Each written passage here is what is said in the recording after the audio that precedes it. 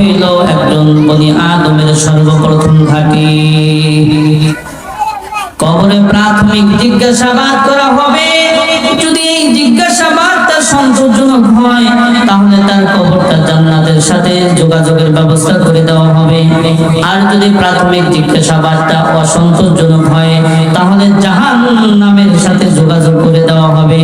সরকার দো আলম বলেন, ক্বালা নবী সাল্লাল্লাহু আলাইহি ওয়াসাল্লাম, ক্বালা নবী সাল্লাল্লাহু আলাইহি ওয়াসাল্লাম, ইন্নামাল কবরু রাউযাতুম মিন রিয়াজিল জান্নাহ আও হুফরাতুম মিন হুফারিন নার।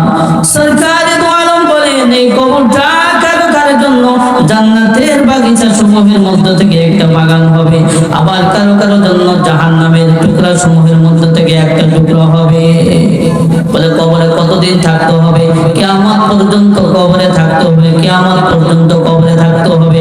যখন হাসরের ময়দান কায়েম হয়ে যাবে, আল্লাহ পাক রব্বুল আলামিন মানুষগুলোকে দুই ভাগে বিভক্ত করবেন, একদল জান্নাতি আর একদল জাহান্নামী। জাহান্নামীদের মধ্যে আবার দুই ভাগে বিভক্ত করবেন, একদল স্থায়ী জাহান্নামী যারা হলো কাফের মুশরিক, আরেকদল হইল অস্থায়ী জান্নাতি যারা ফাসিক মুমিন গুনাহগার মুমিন। তারাও এক সময় জান্নাতে যাবে, বিভিন্ন সুপারিশের কারণে অথবা বিভিন্ন ওসিলা দিয়ে জান্নাতে যাবে।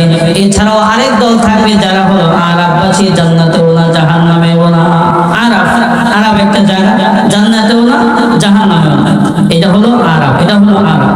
ও সম্মানিত মা বোনেরা, ইসলামে মৃত্যুর কত গুরুত্ব রয়েছে। বলে আল্লাহ পাক রব্বুল আলামিন বিধিবিধান সম্পর্কে সর্বোচ্চ 500 আয়াত নাযিল করেছেন। আর মৃত্যু এবং মৃত্যুর পরবর্তী জীবন সম্পর্কে প্রায় 1000-এর উপরে আয়াত নাযিল করেছেন। এই জন্য মৃত্যু থেকে কোনোভাবেই পলায়ন করা যাবে না। মৃত্যুর জন্য প্রস্তুতি গ্রহণ করতে হবে। পলায়ন করতে চাইলেও লাভ হবে না। ইন্নাল মাউতাল্লাযী তাফিরুনা মিনহু ফাইন্নাহু মুলাকীকুম সুম্মা তুরাদ্দুনা ইলা আলিমিল গায়বি ওয়াশ শাহাদাতি ফায়ুনাব্বিউকুম বিমা কুনতুম তা'মালুন। আল্লাহ পাক রব্বুল আলামিন বলেন, তোমরা মৃত্যু থেকে যতই পলায়ন করো না কেন, মৃত্যু তোমাদের পিছনে লেগে আছে, সময় মতো তোমাদের পাকে পাকড়াও করবে।